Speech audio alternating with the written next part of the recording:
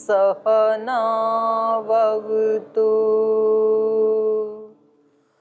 सहनौ भुनक्तु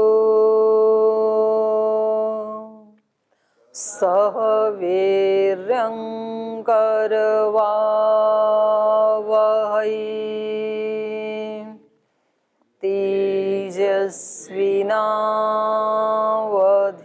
तेजस्विनावधीतमस्तु मा विद्विषावहै।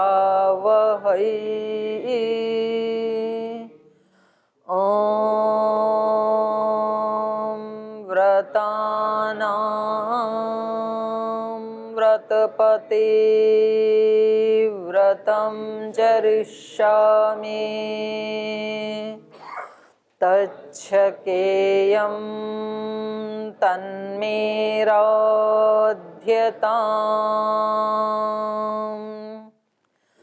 इदमहमनृतात् सत्यमुपैमि ॐ शान्ति शान्ति शान्तिः।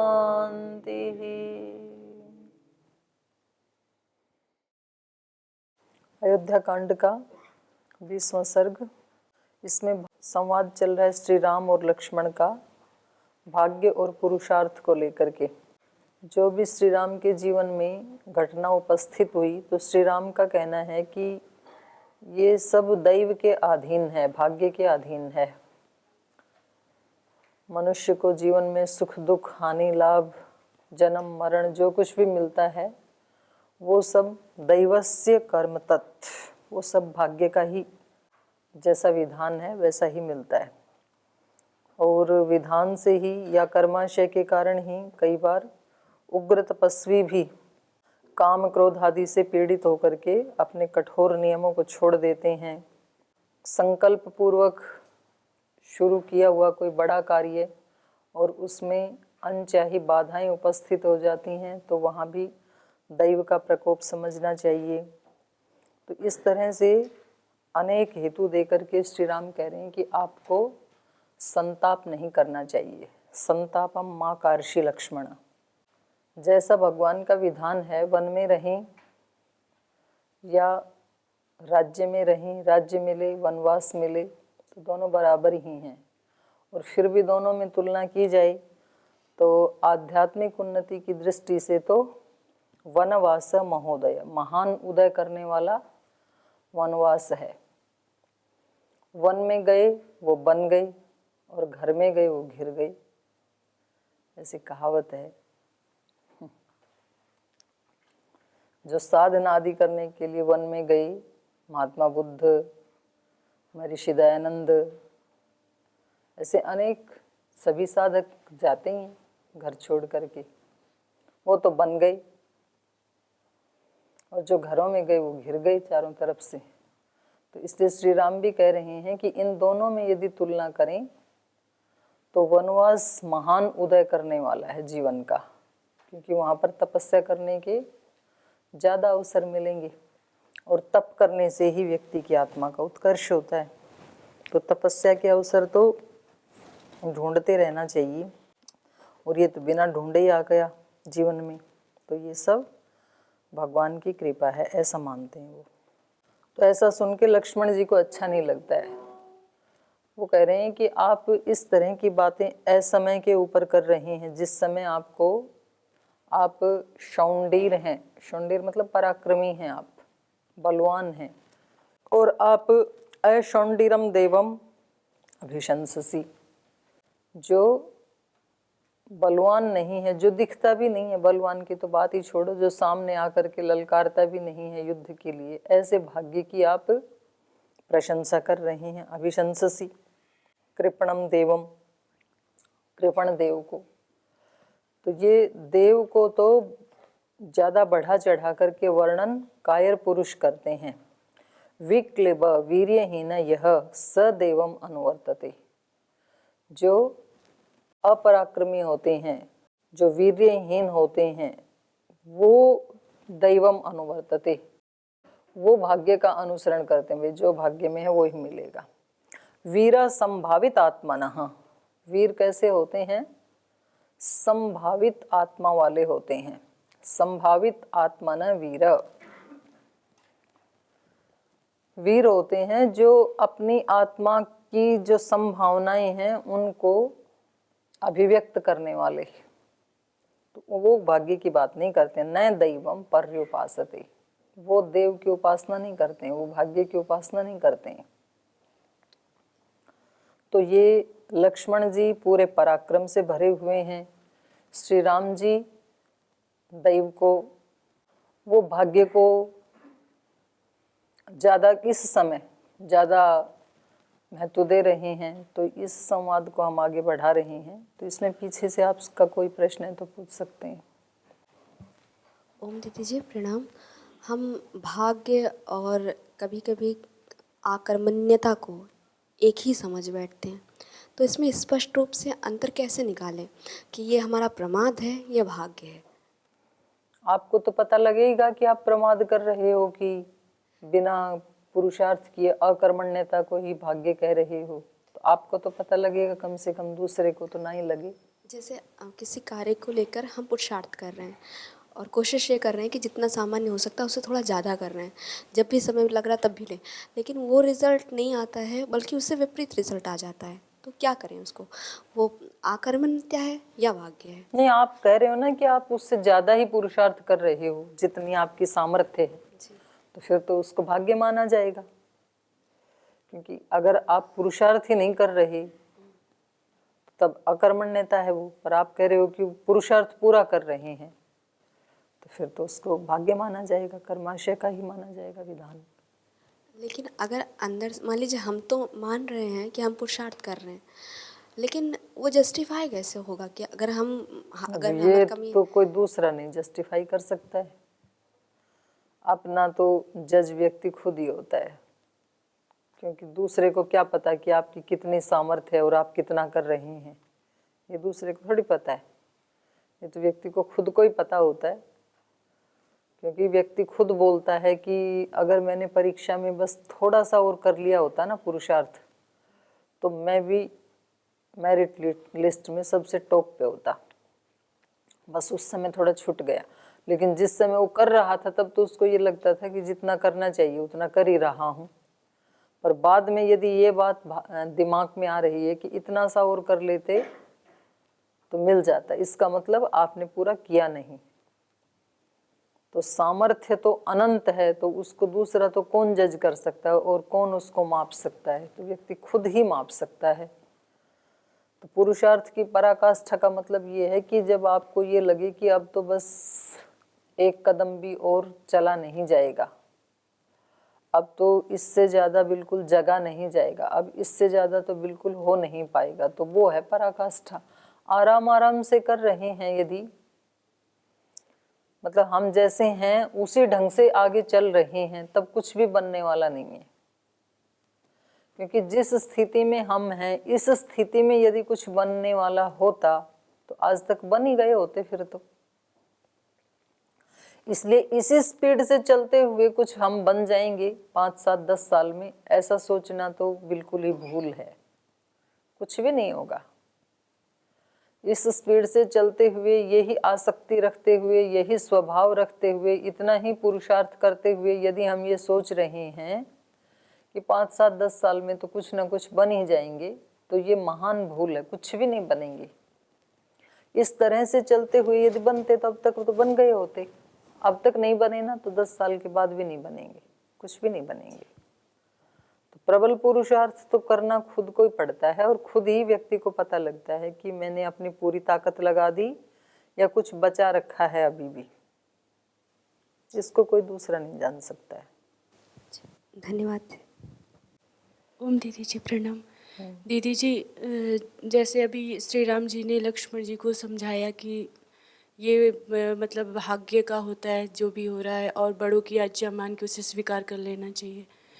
लेकिन कभी कभी ऐसा होता है कि देखा जाता है कि स्वीकार तो कर लेते हैं, ऐसे बोल तो देते हैं कि हाँ, ये मेरे भाग्य में है, ऐसा तभी हो रहा है, लेकिन तो क्या होता है कि हम जितनी बार उस बात की चर्चा, मतलब ऐसा होता है चर्चा करते ही जाते हैं, फिर बाद में ये बोलते ही जाते हैं कि ये मतलब भगवान के वजह, मतलब मेरे कर्म का फल है ऐसा, लेकिन फिर भी मतलब हम बोलते ही जाते हैं उसको। तो ये ऐसे क्यों? तो आप तो खुद ही कह रहे हो कि नहीं बोलना चाहिए ऐसे। जब आपने ये मान ही लिया कि ये मेरे ही कर्म का फल है, क्योंकि हमारा जो माइंड है वो डबल रोल करता है, क्योंकि तो दूसरे का कुछ बिगाड़ नहीं सकते, इसलिए तो कहता है कि ये सब मेरे ही कर्म का फल है। और अंदर से एक दूसरा माइंड खड़ा हुआ है सामने, वो कहता है नहीं मैं बिल्कुल ठीक हूँ, ये सब इसकी क्रूरता का फल है, जो आदमी मेरे साथ क्रूरता कर रहा है। तो हमारे भाग्य का फल कैसे हो सकता है? तो वो आपके मन के जो दो पार्ट आपने बना लिए वो लड़ते रहते हैं आपस में। तो इसी को ही तो कहा है संशय। ये मेरे भाग्य का फल है या नहीं है, मुझे डाउट है, अभी क्लियर नहीं है मुझे।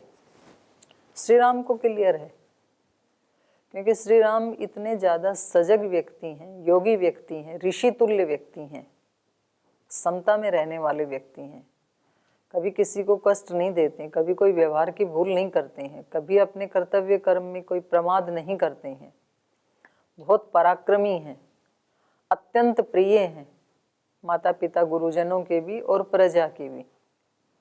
और उसके बावजूद इस तरह से अवरोध खड़ा होना, तो उनको पूरा क्लियर है भाई ये भाग्य का ही खेल, पीछे कभी किया होगा, अभी तो कोई भी त्रुटि नहीं की हमने।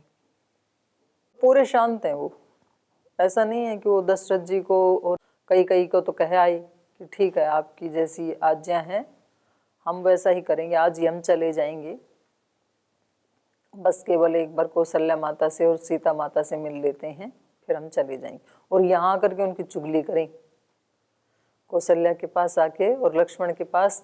तो अब तो सारे घर वाले ही बैठे हैं, तीनों माँ बेटे, तो यहाँ तो जी भर के निंदा कर सकते थे, कैकेयी की भी कर सकते थे, दशरथ जी की भी कर सकते थे, लेकिन वो तब करते जब वो डबल माइंड होते।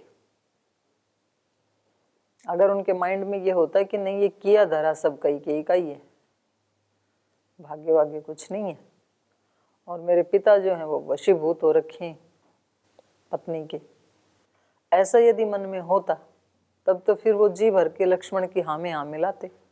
लक्ष्मण तो सारी बातें बोल ही रही हैं, माता कौशल्या भी थोड़ा थोड़ा इंडिकेशन दे रही हैं कि ये अधर्मपूर्ण आचरण है उसका, मेरी सपत्नी का, लेकिन श्री राम को पूरा क्लियर है, वो स्पष्ट है, इसलिए उनके ऊपर कोई इस तरह का प्रभाव नहीं पड़ रहा है कि उनका मन विचलित हो रहा हो कि भाई ये सब इनका ही किया धरा है। तो उनको पूरा भरोसा है कि मैंने कुछ भी गलत किया नहीं, और फिर भी मिल रहा है तो कभी किया होगा, तो उसको ठीक है, सहेंगे उसको स्वीकार कर लेते हैं। तो ये अपने मन को ना खुद ही देखना होता है, आप दृष्टा बन के देखो अपने मन को, तो आपको पता लगेगा कि हमारे ही मन ने दो भाग बना लिए अपने, तो उसी को ही संशय की स्थिति कहते हैं। और उस संशय से मुझे बाहर निकलना है, संशय में ज़्यादा देर रहें तो संशय आत्मा विनश्यति, तो वो हमारा नाश करता है। तो नाश तो करता ही है, क्योंकि इतनी देर के लिए, जितने दिन या जितने घंटे या जितना मिनट वो स्थिति रहेगी, तब तक हम कोई उत्कृष्ट कोटि का कार्य नहीं कर सकते हैं। हम काम करेंगे भी तो उस काम की क्वालिटी वो नहीं होगी जो हमारे प्रसन्न मन से उस कार्य की क्वालिटी हो सकती थी। कार्यों में प्रभाव पड़ जाता है। एक बिल्कुल समता में स्थित व्यक्ति है, प्रसन्न आत्मा है, निर्मल आत्मा है, उसके कर्मों की क्वालिटी अलग प्रकार की होगी। और एक जो दुखी आत्मा है, अंदर से परेशान आत्मा है, स्ट्रेस फील कर रहा है, लेकिन फिर भी काम तो करना पड़ रहा है, क्योंकि कहीं ये भी संस्कार है कि अपना काम मेरे को नहीं छोड़ना, अपना कर्तव्य नहीं छोड़ना। तो कर्तव्य तो करेगा पर उसकी क्वालिटी में अंतर आ जाएगा। तो ऐसा सोच के व्यक्ति को जल्दी से जल्दी अपने आप को सिंगल माइंड बनाना चाहिए, एक तरफा। यदि तो उन्हीं का ही हमें लग रहा है भी ये सारा दोष इस व्यक्ति का है, तो फिर उस व्यक्ति से बातचीत कर ही लेनी चाहिए। देखो आपके कारण इस तरह की परिस्थिति बनी हुई है और आपको इसको ठीक कर लेना चाहिए। और या फिर अपना पूरा क्लियर है कि भाई ये तो निमित्त बन गई, ये तो अपना ही किसी जन्म का होगा, तो फिर भगवान से प्रार्थना करनी चाहिए कि हमें इससे बाहर निकलने की शक्ति दें भगवान जी, सहन करने की, हमारा मन शांतिपूर्वक इसको सहन कर ले। क्योंकि एक तो ये पीछे का फल आ गया नेगेटिव, और ऊपर से फिर अब मन शांत भी नहीं है, तो हमारा डबल नुकसान हो रहा है ना। तो चलो उसको तो हम पीछे जो किया था उस फल को तो हम लेने के लिए तैयार हैं, पर अब हमारे मन को ऐसी शक्ति दे दें कि हम इसको शांतिपूर्वक सह सकें, आगे बढ़ सकें। ऐसे प्रार्थना करनी चाहिए। और दीदी जी क्वेश्चन है, एक बार आपने कक्षा में ही बताया था कि जो मतलब 3 बजे उठ के भोर में गायत्री मंत्र का यदि जप किया जाए तो अमूलचूल परिवर्तन हो जाता है अपने जीवन में। तो हम 3 बजे तो नहीं उठ पाते, पर 3:30 बजे उठ जाते हैं। लेकिन उसमें क्या होता है दीदी, जब से आपने कहा तब से मेरा कम से कम 5-6 बार ऐसा हुआ कि मतलब 3:45 बजे तक जगे, तो मेरा वो टाइमिंग चेंज हो जाता है। तो उससे क्या उसका प्रभाव भी कम हो जाएगा? नहीं, ऐसा तो कुछ भी नहीं है। करते समय आपका भाव क्या है, आपके चित्त की स्थिति है, उससे प्रभाव पड़ेगा, टाइमिंग से तो नहीं पड़ेगा कि आपने 3:30 किया कि 3:45 किया या 3 बजे किया, उससे नहीं पड़ेगा, आपके चित्त की स्थिति का पड़ेगा। लेकिन और कोई प्रश्न? जी। ओम दीदी प्रणाम। दीदी कल आपने बताया था कि श्री राम जी के जो श्री राम जी और श्री कृष्ण जी की कलाओं के बारे में कि श्री कृष्ण जी की 16 कलाएं थी और श्री राम जी की 12 कलाएं थी। तो दी 12 कलाएं थी, मतलब 2 कला कम थी। 14 सॉरी।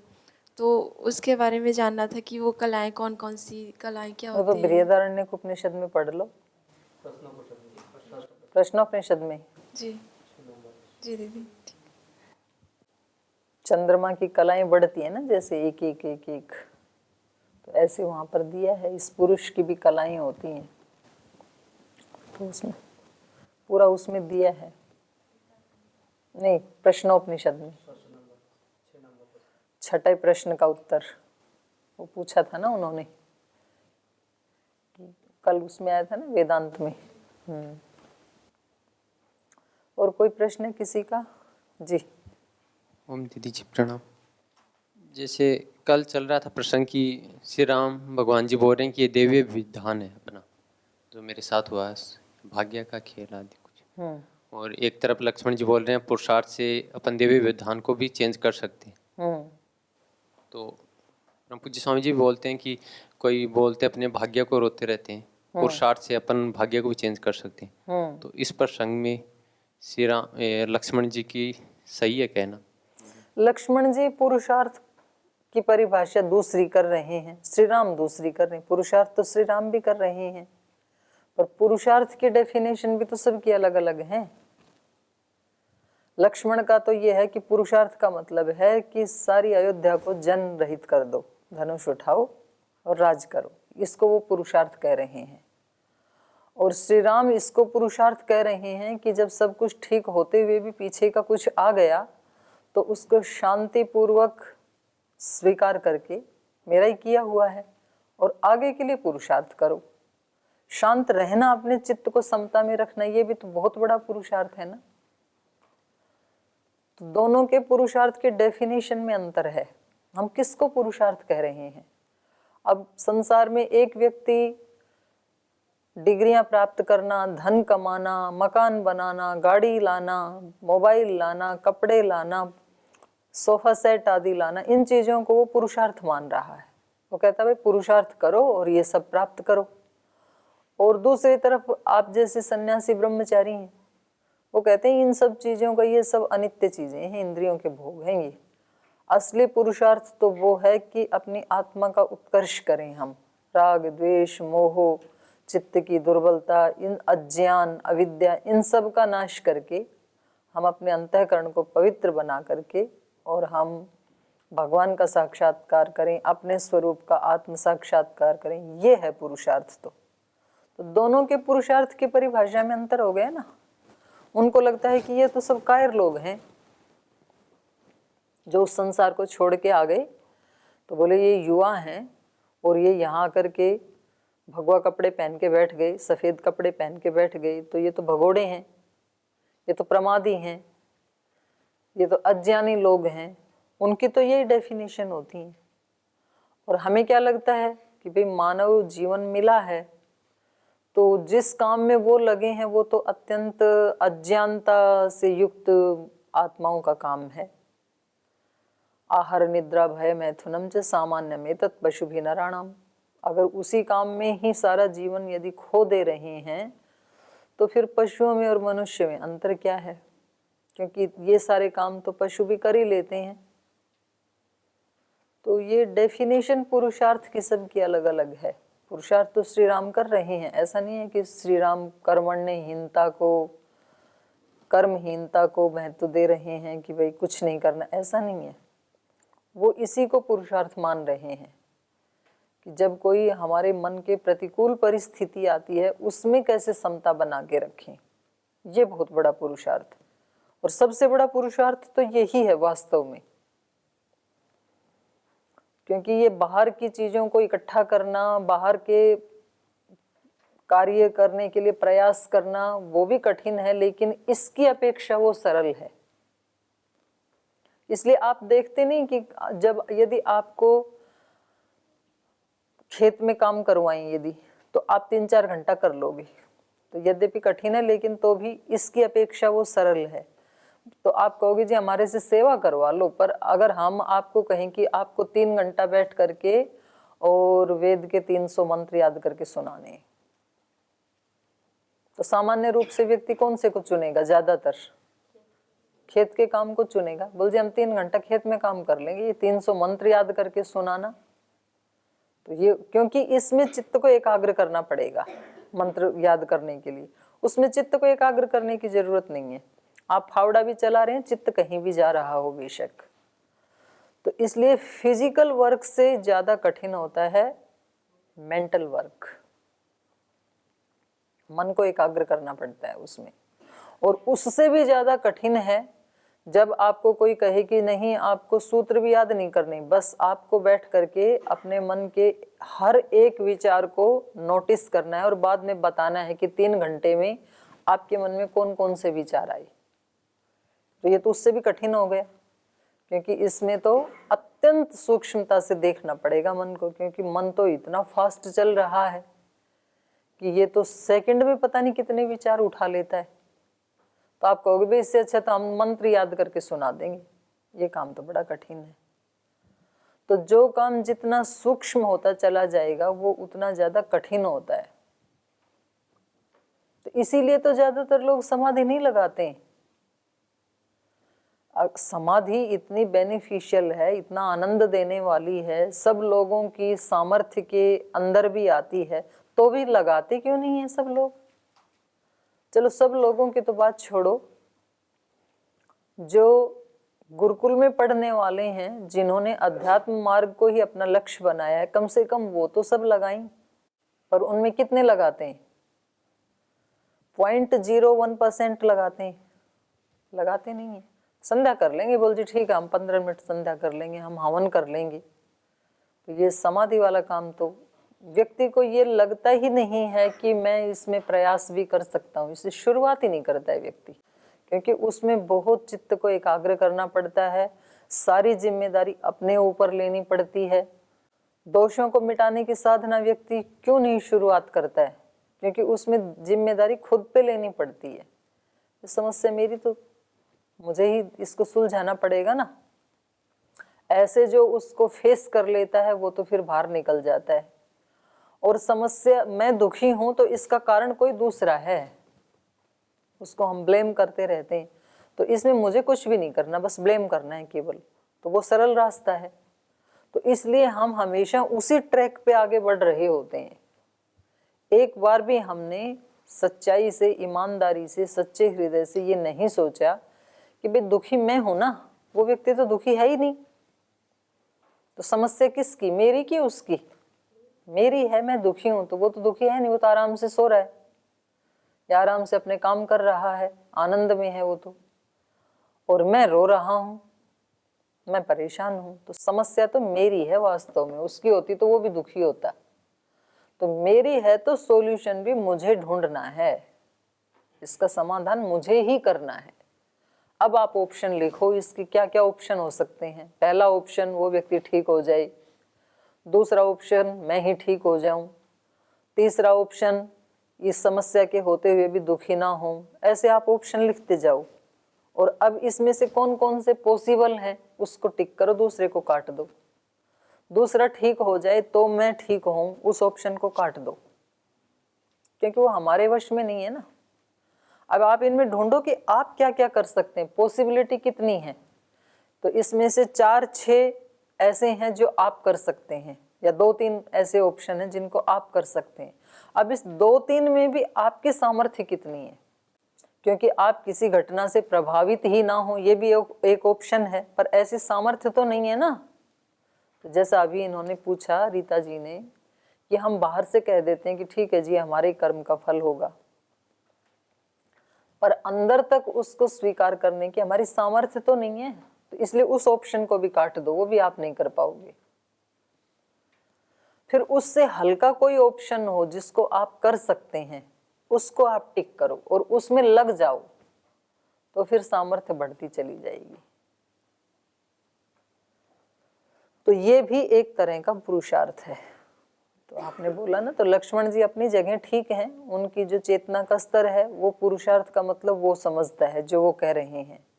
और श्री राम भी अपनी जगह ठीक हैं, क्योंकि उनका चेतना का स्तर थोड़ा सा ऊंचा है, इसलिए वो इसको पुरुषार्थ कहते हैं कि हम किसी चीज से प्रभावित ना हो। ये भी तो कितना बड़ा पुरुषार्थ है, बहुत बड़ा पुरुषार्थ है तो। ठीक है, इससे संबंधित था कि जैसे अब श्री राम जी तो समत्व में स्थित है, माता पिता की आज्ञा के आधार पे वो तो स्वीकार करें इसको, लेकिन उनका अधिकार था राज्य प्राप्त करना। इसके विपरीत जैसे महाभारत में अपन देखते हैं कि अर्जुन जैसे युद्ध क्षेत्र में रहता है, वो भी कर्म छोड़ के वनवास जाना छोड़ता है कि मैं घर संबंधियों को मार के राज्य भोग प्राप्त करूंगा, इससे अच्छा तो मैं बिना राज्य की जीवन जी लूँ, अच्छा है। तो उसमें भगवान श्री कृष्ण उनको कर्म का उपदेश देते हैं। तो ये विपरीत बात चित्त की स्थिति है ही नहीं वन में जाने की। श्री कृष्ण जानते हैं ना, श्री कृष्ण उनके गुरु हैं। जो बात मैंने अभी बताई आपको कि आप क्या क्या कर सकते हैं, वो ऑप्शन जो आप कर सकते हैं वो ही आपको चुनना चाहिए। क्योंकि अर्जुन के पास वो ऑप्शन उसने बोल तो दिया, पर वो उसके चित्त की स्थिति है नहीं। वो वन में जाके ऋषियों की तरह 4 दिन भी नहीं जी सकता है, क्योंकि पहले तो कभी जिया नहीं, युद्ध किए हैं उसने। तो इसलिए अब उसको युद्ध का ही उपदेश दे रहे हैं, भाई जो आपके चित्त की स्थिति है ना, उसी से उसमें आप निर्लिप्त हो जाओ। ये मेरा है, पराया है, इस भाव से ऊपर उठ जाओ आप। तो गुरुजन हमारी उसी में हेल्प करते हैं, जो हमारी प्रकृति है, जिस रास्ते को हमने चुना है। अब किसी व्यक्ति में खेलने की प्रतिभा है तो अच्छा आचार्य वो ही होगा जो उसको खेल के मार्ग में ही आगे बढ़ने की प्रेरणा दे कि भाई आप ये अच्छे से कर सकते हो। और किसी में संगीत की प्रतिभा है तो संगीत के फील्ड में आगे बढ़ाएगा। विद्या की है तो विद्या में, बोलने की, नेतृत्व करने की क्षमता है तो उसको संगठन के कार्य में लगाएगा। दोनों की स्थिति अलग अलग है। इन्होंने समता को साध लिया, ये ऋषि तुल्य व्यक्ति हैं, वो युद्ध वाले व्यक्ति हैं, तो इसलिए दोनों को अलग उपदेश दिया।